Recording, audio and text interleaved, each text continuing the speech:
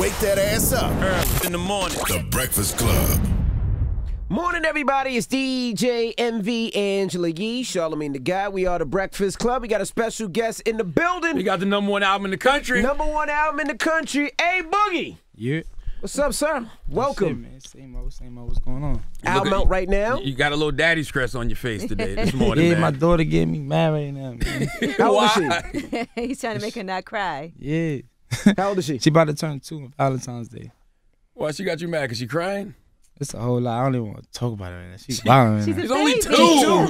I got a 3-month-old at home and a 3-year-old. She at like a home. grown little baby. She know what she's doing. I feel that way sometimes. I got a 2-year-old too. I understand the feeling, my brother, but they don't know no better. They just kids, man. Nah. But it's a celebration for you having a #1 album. That's huge. Yeah, I went to the club last night.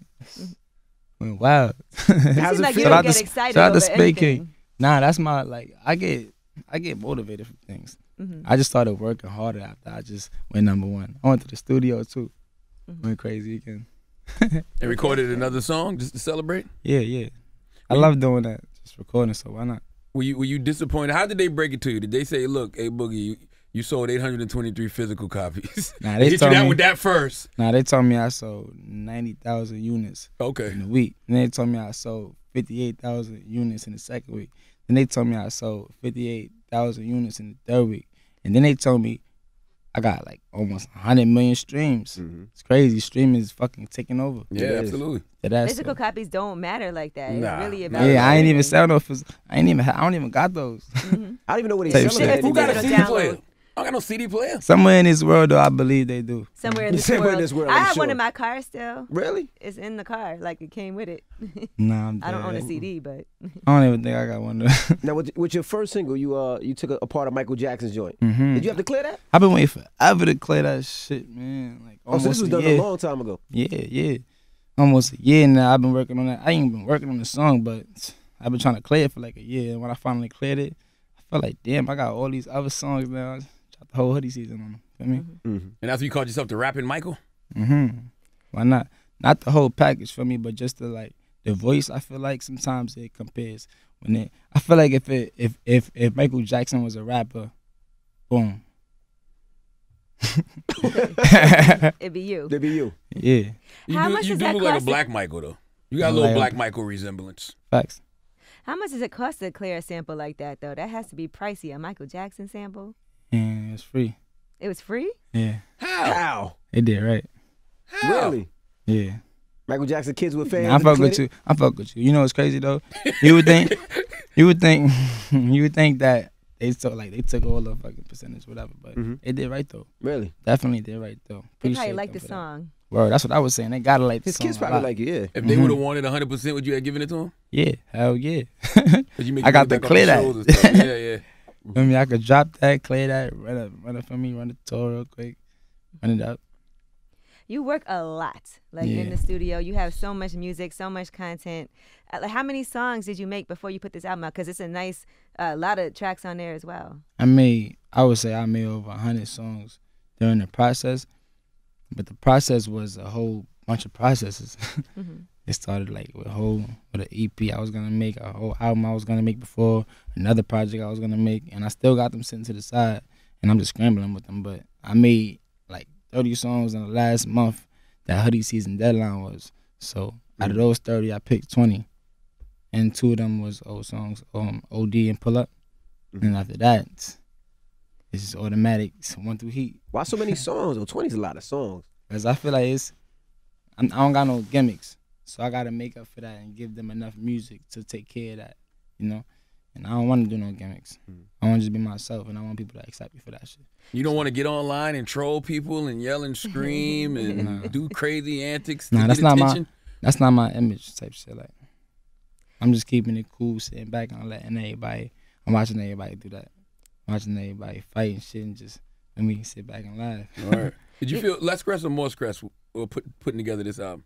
That shit was like fun. Yeah. That shit was like one of the funnest projects I ever did, because a lot of people was thinking it was pressure, but they basically telling me what to do and telling me what I need to do, and I'm looking at the advice, and I just took that shit. It doesn't seem stressful. I seen you work in the studio couple times, and you have fun when you're in the studio. Yeah, exactly. You have a lot of fun. It's all about the art. Like, I really love the music. For me, that's why you hear the quality, you hear everything organized in my songs, flow switching and everything. Not sound too consistent. For me. I don't think people think that you actually do your homework and really study and really worry about the art. I think some of the people think like the new generation just goes in the studio for an hour, puts a record out. But with you, you know, I've seen it personally, so I see that you actually do your homework and you study and you go back and you look at different things, look at different flows and try to create different things. What puts you in that state of mind? Because you don't really see that too much now. When it comes to making music, it's all about like the artist too, like in the voice and stuff. Some artists just got a rapping voice, but like when it comes to my type of voice and melodic and shit, you really gotta extend. Like, you can't just keep on doing your same tone, You really gotta like expand that shit and keep on trying different things. High notes, keep on trying high notes, low notes. Practice what sound good with what flow and shit. Like, keep on practicing. Just like LeBron James, he's still practicing. He the best right now. He's still practicing because he know that somebody's trying to take his spot. And he ain't with that. It seems like you love being in the studio, but all the extra stuff that you have to do, you're not that into. Like interviews. Or like even being in the club. I ain't gonna lie, I swear to God, man. Interviews, I hate these shits, man. But this is something that I love to come in. You don't gotta lie. And I love to come every once in a while. That's why I told the label too. I told them, man, don't make me no interviews. I just want to share the music and show them through videos and shit. Fuck it. But when it comes to shit like this, you already know Breakfast Club on top. I'm doing this. I'm not doing no more little interviews. I ain't doing no more bullshit, basically. But your generation is different because y'all got social media, so like y'all talk directly to your fans all the time. Yeah, I don't really use social media in that way though. I chat with my fans. I made a little chat, and it's like a group called Hoodie Gang. It's all my fans right here called Hoodie Gang. Shout out to them too. It's like my core fan base, I feel like, and they talking to me and telling me what to do, basically, and I'm asking them questions, and they asking me questions, and I'm getting involved with them, and they leading me, basically, like they guiding me into my direction that I want to go to. And it's working because you got the #1 album in the country. You told interviews are fun when things are going well too. Yeah. Like you ain't got nothing negative to deal with, and yeah, you know me, man. I'm not gonna. You ask me some stupid shit, I'm not gonna say nothing to you. That ass. You told Billboard that you felt like you were in a midlife crisis at the age of 22. Why? It's a lot at once. It's a lot. Coming up like from nothing, looking for a motherfucking come up, trying to hustle, come up. It's a lot thinking. Like, when I was young, I always thought 1 million, 2 million. It's a lot of money. But then when you got to pay taxes, half of that shit, 40%, 30%, and you tell me about it. And you looking back like, damn. And you got to pay managers, and you got to pay agents. And you keeping up with your lifestyle. You buying flashes, you buying cars, you buying houses, you take care of your family, everybody around you. And it's like, damn, you got to keep up with this shit. Then you realize, oh shit, I need another motherfucking income. That's the type of time I'm on right now. I'm like, nah, I can't just do this music money. This ain't enough. Cause it's a lifestyle I'm trying to keep up with. So I gotta have this in the pocket. Like what else? Everything. You already know what I'm talking about, man. Like real estate, starting off, cause that's you gotta have one goal at a time. I feel like you can't just be everywhere, or you're gonna just focus. Yeah, you're gonna be frustrated and shit. Like for me, I feel like if I focus on one thing at a time, I'm gonna knock all my goals out. Like 6 months, boom, I'm do this. 6 months, boom, I'm doing this. And don't try to make it short term, make it long term. Word. And then I'm sure everybody in the Bronx leaning on you for money. Like, yo, hey Boogie, I know you got it. Nah, I like to say no. I like to say no. The best word you can learn when you get that, Hell you get the M's. Oh yeah. Now, as a woman, when I listened to your album, you know what I was thinking? I just want him to trust. You want me to trust again? Yes. You think you're on your way to that? I mean, you're a dad now. That sometimes that changes how a man thinks and feels. I would never trust anyone. Really? Never? Never? Why? Cause I know what type of people are out there, and I know what type of people. Like, they not gonna show that they hiding that. Let's say like somebody wanted to line you, right, and they was gonna act like your friend. You don't know they trying to line you because they trying to act like your friend, but after the fact, it's like, damn, you wish you would have never did that shit. And it's just like, You don't think there's good people out there? Like, you consider yourself a good person. yeah. That's not on that. I'm great. I'm a great person at heart. So there's got to be other people that you could trust that's great people at heart, too. Yeah, but it's hard to find someone that's exactly like you. Like, a lot of people got good hearts, but it's all different type of ways of having good hearts. Man. Well, that's one thing too. You got to release expectations for other people because you have to understand there is nobody else out there quite like you. You know, like we always want people to treat us the way we treat them, but that's very rare. Yeah, exactly. Unless you like somebody like me that got famous over a few months and everybody want to dick ride.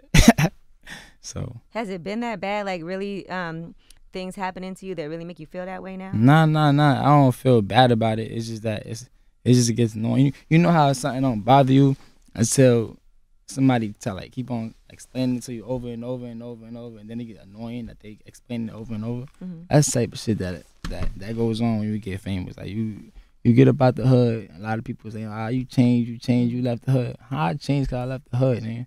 I don't want to live there. I'm famous now, and I don't want everybody coming up to my house, my building, nigga. And then after that level, it's like you don't even got time for people that don't understand. So you just moving on, and now you really changed, and you look. It's just a whole. You go back to the hood all the time. I seen you giving money away and everything. Yeah, I go back to the hood all the time, but that's still like same thing with everything, man. You never know.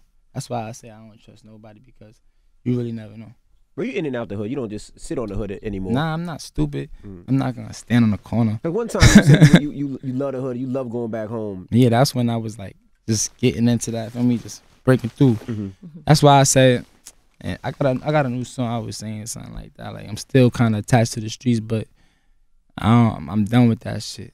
I mean, I got a family now. I got a whole career. I never knew I would have this much money. Why would I want to lose all this money for some stupid shit?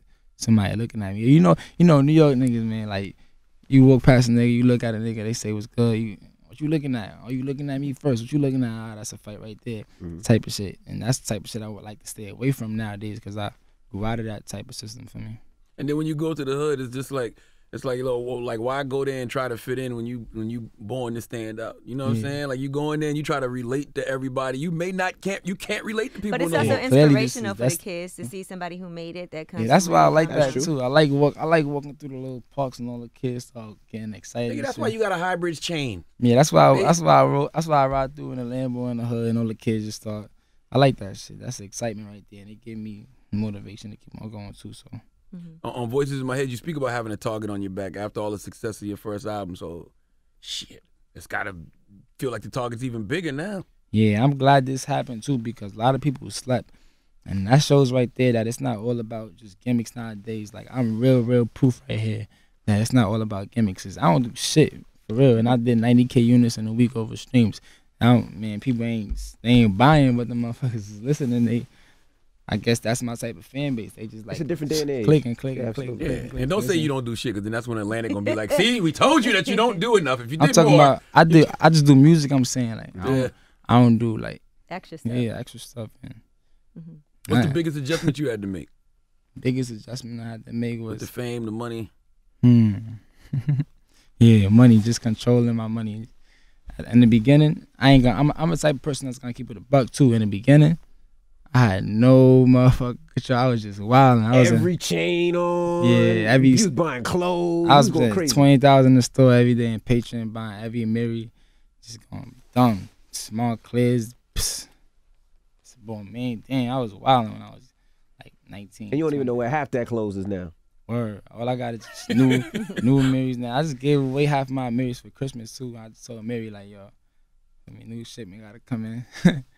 So I gotta rack up on all those all over again. And you also can't just go out without people taking pictures of you and getting posted on social media. And they're like, oh, he was doing this, he was doing that. And that's like one of the worst parts about being famous sometimes. Because you could be on your way to something mad important. And you could be walking like real fast in the airport or something. And somebody go, yo, can I take a picture with you? But you still walking like, nah, I gotta catch this flight. It's by the board right now. You dead ass. And they like, oh, you an asshole and shit. Now they calling you an asshole.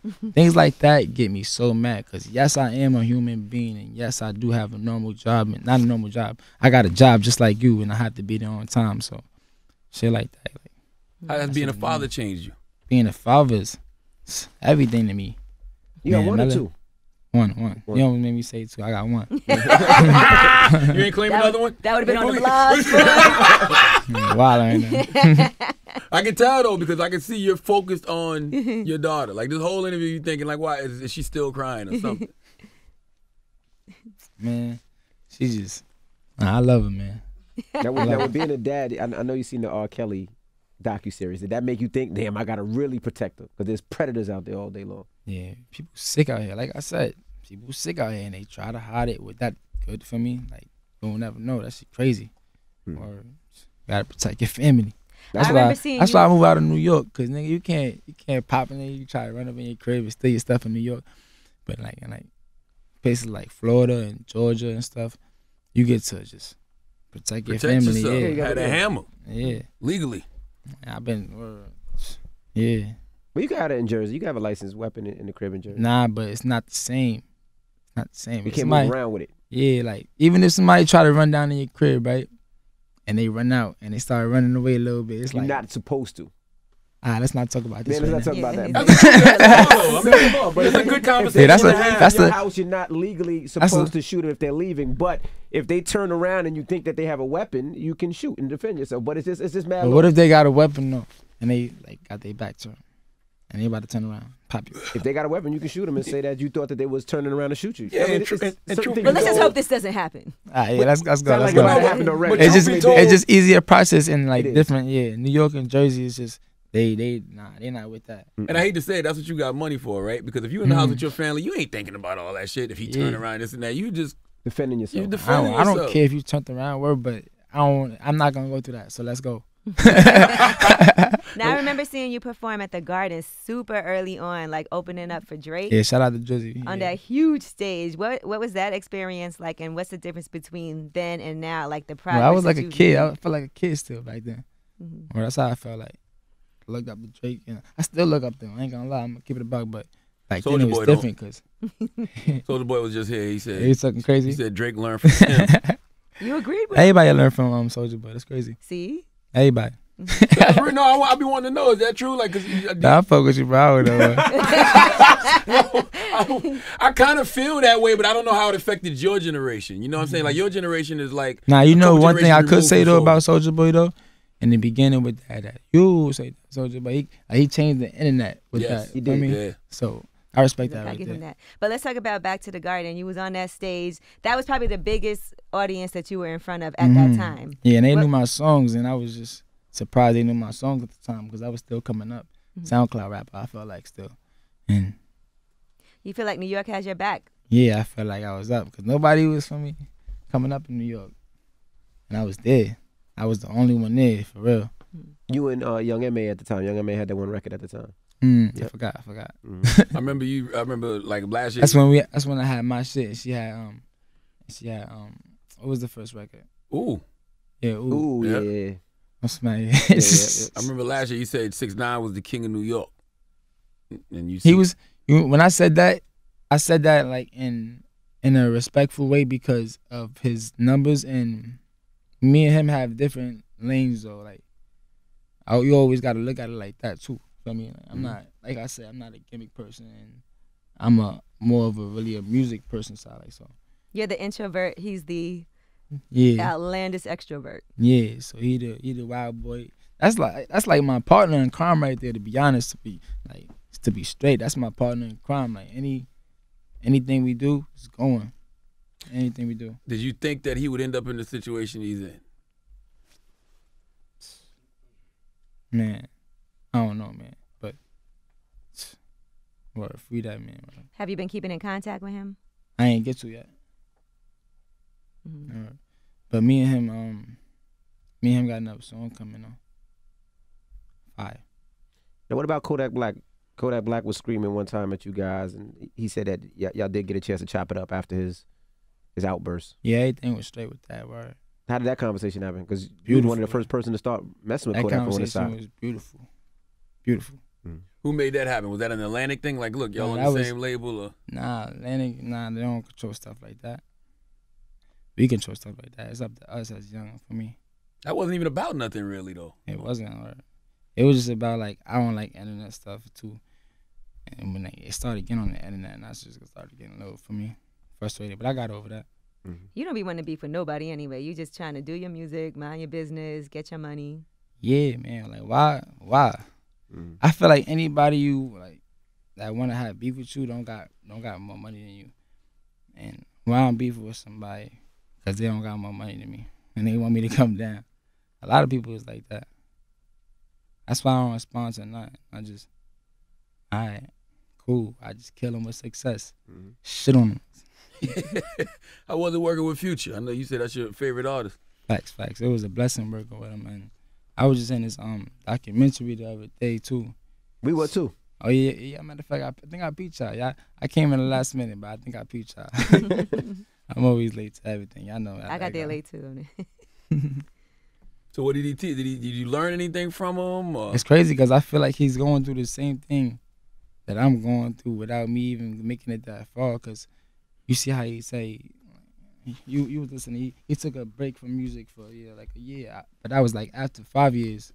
I took a break. I feel like kind of early. When I dropped that international EP shit, I don't really count that as really dropping because I was just trying to experiment. Hoodie season, the bigger artists is more me dropping. Like, I don't feel like you took a break. I feel like I took a break. Because I was chilling for a long time and I was just creating. I don't get to just make music while I'm on tour. So before I go on tour, I wanted to just create a 100 clip, 200 clip, and for me, let that shit rock. And plus your worldview changes, right? You go from this kid from the Bronx to this kid who's seeing the world and you got money now, so you got to take a break and soak all that in. Yeah, I want to see more. When you leave the country, first of all, when you see some certain shit like in Norway when the sun was up for like 20 hours and I was up there, I'm like, nah, what? I'm really watching the sun for 20 hours. That's crazy. That's crazy right there. Never thought like any place in the world was like that. And then I ain't even get to go to Africa yet. And Africa's amazing. I'm going there this weekend. Africa's amazing. Can't wait. I'm surprised they ain't book you for no shows in Africa yet. They love them enjoying. Nah, it's crazy because they've been trying to get me out there, but you know, when you gotta do all that paperwork stuff to get out to the, certain places, it's whole process. And when you go, you got to stay for a little while because that's a flight and a half. I'm not trying to go to Africa for 1-2 days. I'm trying to have a vacation. Yeah. What's your favorite place you've been? That's a hard one right there. I like London though. London and Toronto, and even Paris. Paris is fire. Patterson. Paris. Paris. Like Patterson. Nah, Patterson. Nah, that's too close to home. Is it hard leaving your daughter, like when you have to travel? Yeah, but you know it's the hardest part, her getting older and realizing what's going on. In the beginning, it's like, it's cool, she a baby, I'm leaving, come home, kiss her, leave. But now it's like she noticing. Now she crying every time I leave. She just be having her little outburst when she with her mom's. Just, that shit be getting me like, damn, like I gotta start bringing her on the road now, damn. Does she fight for your attention? Like if she see you out and she see people crowding around you, is she like, that's my daddy? Yeah, you know what she does? If she see me like not paying her no mind, she would like walk over real sneaky and see if I'm paying attention. That's why I said she know exactly what she doing. The way she do it, she be like this, just creeping and looking at me. I be like, nah, she thinks she low, and I be looking in the corner of my auto. Word. It's crazy. We appreciate you for joining us. The Yeah, album is man. out right now, Number one album in the album. country. Thank you for stopping through. Let's go. All right, it's A Boogie. It's the Breakfast Club. Good morning.